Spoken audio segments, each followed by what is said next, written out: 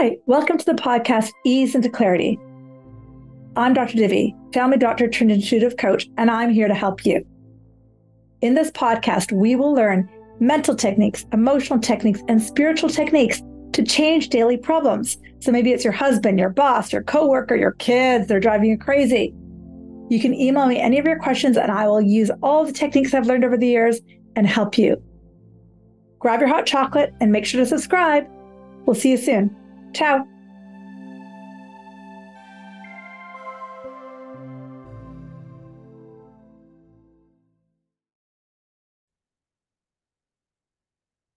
Hi, Dr. Divi here from the podcast Ease into Clarity, and thank you so much for being here. Today's a listener question, so I'm going to pull it up and read it to you. And if you can actually watch my video, you will see my glasses in just 1 second. So just give me a quick flash of a second. This question comes from a listener around health. So it's a bit of a long email, so I'll try to summarize it. Basically, it's from a woman named Kate, and she writes, "Hi, Kate. I hope you're well. I want to know how to distinguish between pain and feel in my body that requires urgent medical attention and pain that is trying to teach you something. How do you know when to act and seek urgent attention and when to just stop and take a breath and come back to yourself?" And there's a bit of a long email, so I'll try to summarize it, or I might read it all, just bear with me. I feel like I know how you would answer the question, and theoretically speaking, I probably know the answer as well. To give you some background, I have suffered with various medical conditions and really bad anxiety. My anxiety mainly comes from being unwell, feeling unwell. When I have some sort of pain or discomfort in my body, my anxiety goes from 0 to 100, and no amount of breath work, meditation, or distraction can pull me away from this burning sensation in my mind, which is, am I dying? Am I dying? That's what she experiences. Do I need to go to the hospital? I end up in emergency so often that if I don't have, that they don't take me seriously anymore. Sometimes I get a diagnosis, but more often than not, I feel like I've become a hypochondriac. And then I'm going to fast forward some of this. So she's done a lot of work on herself, Kate has, and she's done a lot of healers, done a lot of courses, and she's a mindfulness practitioner amongst other things. She's found she cannot trust her intuition, and physically, mentally, I'm going to read this on and off.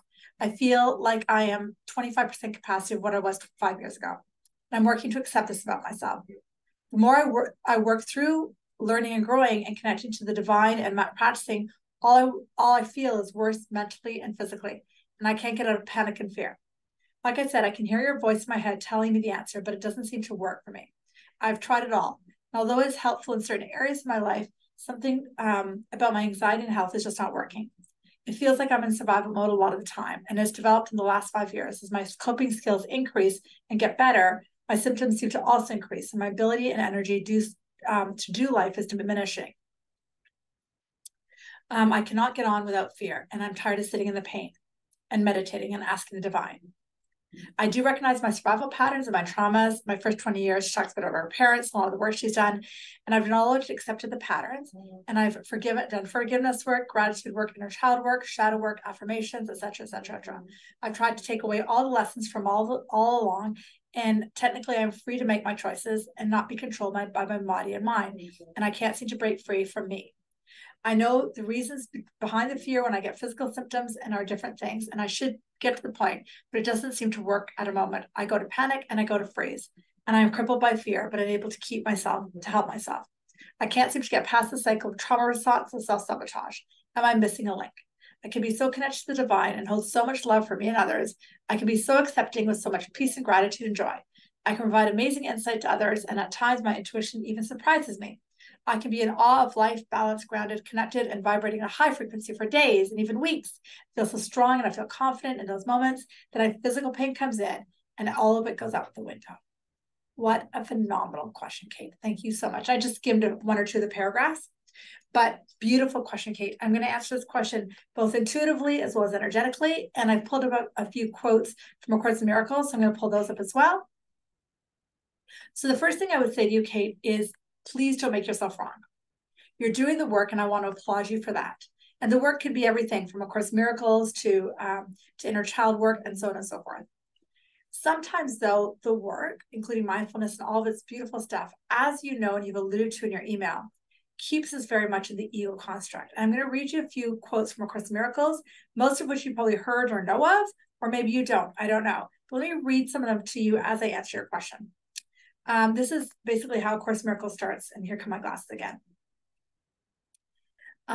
The quote, the ACIM starts with this quote: "Nothing real can be threatened. Nothing unreal exists. Herein lies the peace of God." So if I take that quote and apply it to what you're going through, Kate, I would start with this very simple thing. Your body cannot be threatened because it's not real. The only thing that's real is Source. It's the only thing real. And sometimes we approach all of the work, but from the ego construct of fixing something, but nothing is broken. And I can hear you right now. I keep hearing you say to me, but I know this, I know this, I know this. And that's application. And the application is sitting with anxiety, which you do, and being with it. And not making yourself wrong if you go to the emergency room 1,000 times or 10 times. And not making yourself wrong if you're afraid of dying. And getting to a place of peace with the journey that you're in right now. And it's almost like you're trying to fix something that's not broken. And just surrender into it. And I know you know some of this other stuff, but I'm still going to quote again. This is A Course in Miracles. "The body is a fence the Son of God imagines he has built to separate parts of himself from other parts. It is with this fence that he thinks he lives, to die as it decays and crumbles, or within this fence that he thinks he lives, that he is safe from love." So again, I know you know this, Kate. But the body, as you know, is not real. It cannot be threatened. Nothing unreal exists. Nothing unreal exists. Nothing real can be threatened. The only thing that's real is our spirit and our soul, and no one can threaten that. The body is unreal. It doesn't exist. And so the body is a separation between you and your God self, and that's it. So all the work that you're doing, the other thing I would add, just a few more tips, is stop doing so much work. Stop doing so much forgiveness practice. And just be with your God self. Sit with the Divine Mother for an hour or 2 hours a day and just be with her. She is the energy that heals. She is the energy that creates. And stop feeding the ego that says something's wrong. There's nothing wrong. Nothing. Nothing needs to be done. I mean, at the stage you're at, Kate, of your personal development, your spiritual development, you know this. Can you let your experience of life be God living through you? The Divine having this experience of anxiety and just being with it.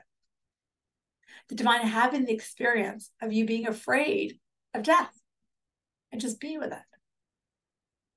And having the experience of the Divine Mother walking through you and holding your hand and putting her hand on your heart, not to change anything, but to realize who you are.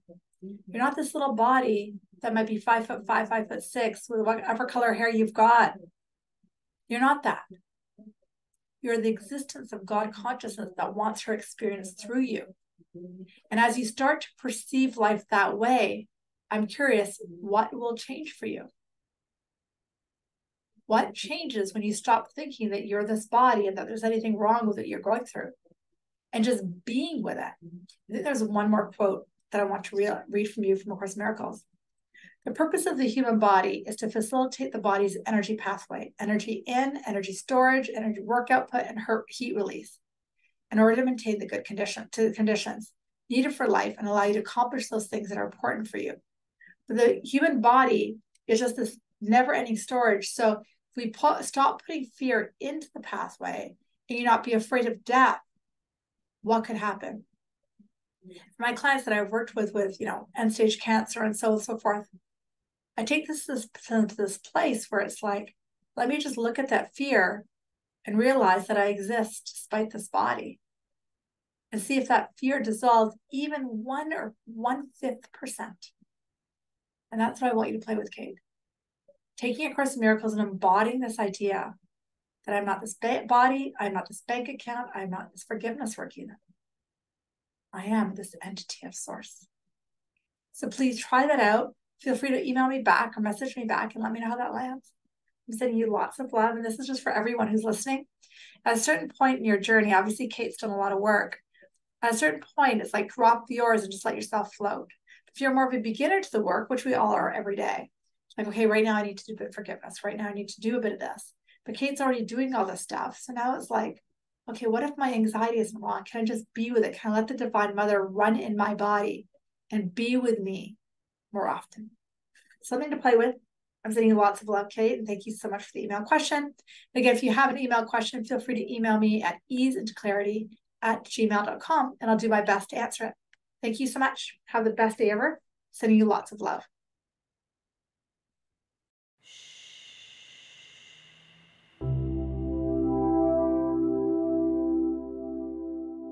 Thank you so much for joining me in this podcast, Ease into Clarity. It is such a joy, pleasure, and honor to be in your living room. What I would love is if you follow me on Instagram, drdivi, or go to my website, drdivi.com, or write a review. That would be even more amazing. Thank you. If you really enjoyed this podcast, feel free to share it with friends, family. Tell them to follow me, because I think the more of us that listen to the fact that each of us can start to shift, each of us can shift mental things, emotional things, spiritual shift, to shift our daily reality. When more and more of us do it, we get a better planet. We get more love, we get more happiness, we get more joy. So I'd love it if you followed. I'd love it if you shared this, because it would be such a joy and an honor. And again, if you have a question, guess what? I'm here for you. So send me an email, easeintoclarity@gmail.com. And as they come in, I will answer them in podcasts that are subsequent, whether it be your boss, your relationship, your husband, whatever. That's what I'm here for. Because the more of us that learn really simple mental techniques, really simple spiritual techniques, we change the physical reality we live in. Pretty soon, we have more peace, more ease, more joy trickling across the whole world.